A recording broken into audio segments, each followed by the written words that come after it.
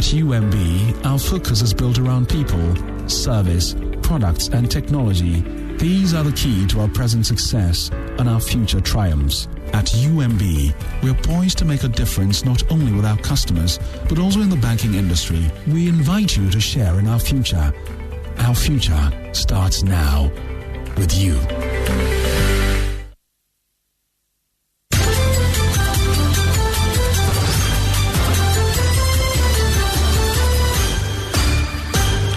It's 10 days to the 2020 general elections here in Ghana. Hello and welcome to Joy News at 6 with me, Bernice Abubeidu-Lansa.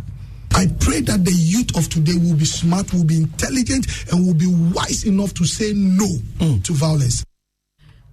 The news is live on Joy 99.7 and hits 103.9 FM in Accra, also on Love 99.5 FM in Kumasi. Affiliates across Ghana, including Jubilee Radio in Keta and worldwide at myjoyonline.com.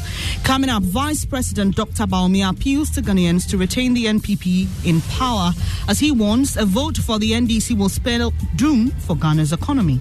They virtually collapsed the economy after 8 years. John Mahama has not changed. We cannot afford to play Charles Kelly with the future of this country. Details as he takes a swipe at John Mahama for claiming to have started Free Senior High School. Today, the NDC and their flag bearer is looking us straight in the eye and saying they started Free SHS. Meanwhile, Mr. Mahama insists the NDC is on the verge of victory despite new poll by the University of Ghana's Political Science Department predicting a win for the MPP. NDC, I'm convinced, will win the election. In business, GMPC yet to pay $108 million accrued from June oil lifting into Petroleum Holding Fund. We'll tell you more on the Joy Business Report later. And also, the editor of the Chronicle newspaper accuses immigration officer of threatening his life and petitions the IGP to intervene. Just last Friday, he sent in another text message warning me that if I don't retract, something will happen here and there. We've got details in a moment to stay.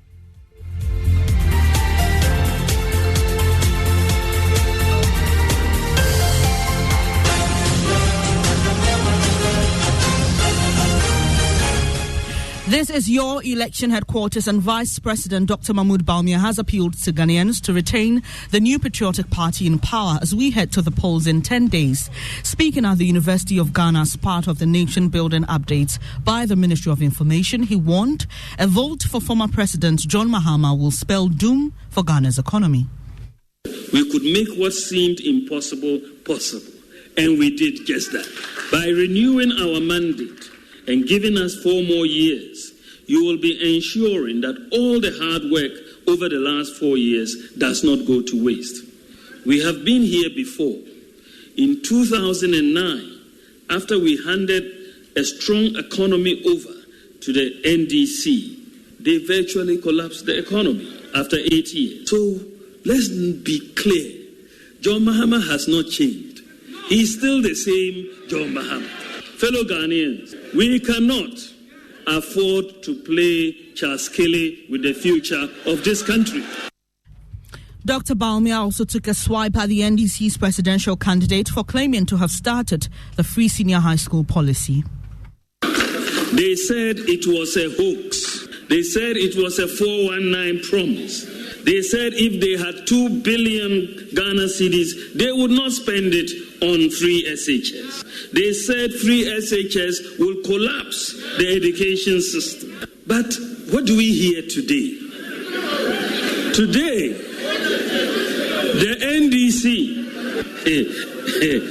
and their flag bearer is looking us straight in the eye and saying that they started free SHS.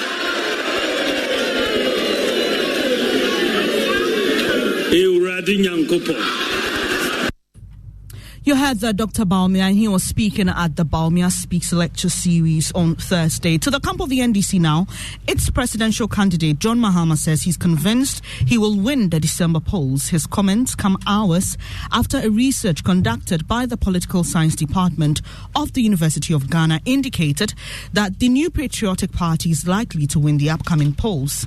Addressing a rally after visiting the overlord of Dabong, Mr. Mahama stated, judging from opinion polls and surveys conducted conducted, the NDC will also win majority parliamentary seats.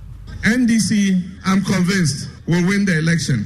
As for the parliamentary election, from our calculations and the opinion polls, we have won the majority in parliament already. And by God's grace, Yendi constituency is going to be one of those seats NDC will win.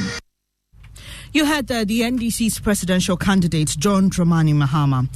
Now, trust in an electoral management body is integral to the success of any electoral process.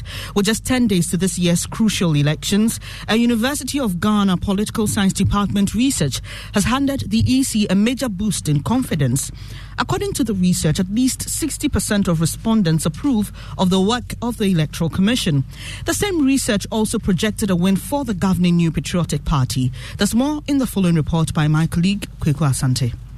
Trust in an electoral management body is very important if the outcome of an election will be accepted by all stakeholders. According to a research by Political Science Department of the University of Ghana, 60% of Ghanaians surveyed indicated their approval of the work of the current Electoral Commission. I came here to say, overall, how do you rate the preparedness of the Electoral Commission? And then those who excellent and good came to about 63.8%. But then too, there is 23, about more than almost a quarter, who said Electoral Commission's work is average. So you see that on the three issues about the Electoral Commission, at least majority, a very large majority of 60% or more approves of the Electoral Commission. But the largest opposition, NDC, has its own issues with the Electoral Commission. Its leader, former President Mahama, described the leadership of the EC as incompetent. Let me serve notice once again that we will not accept the result of a flawed election. We will.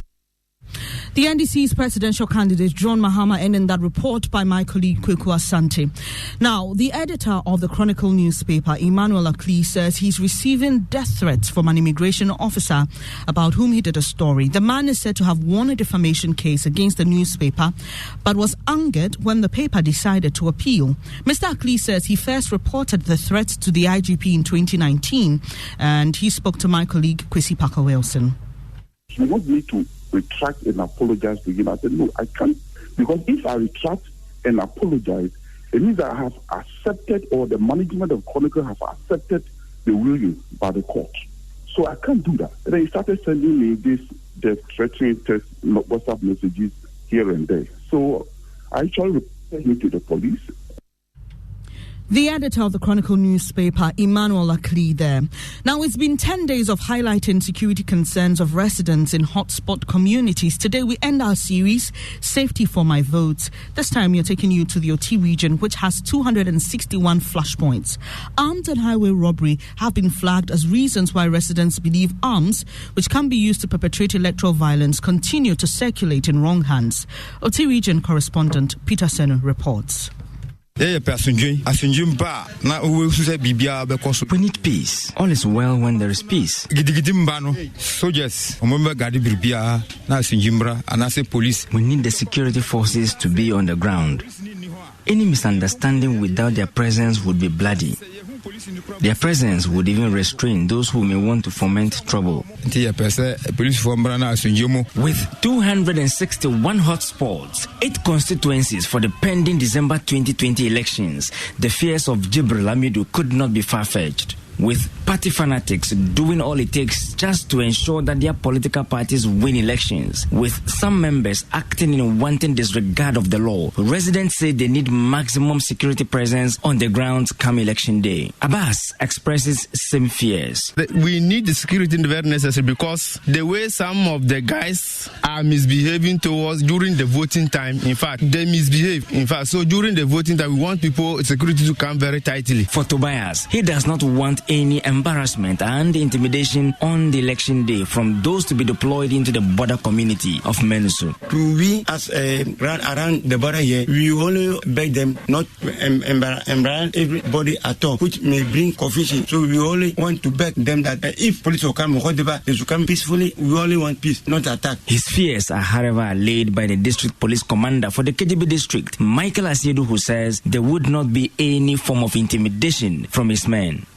Ghana Police Service is at the forefront of these impending elections. But I can assure you, there will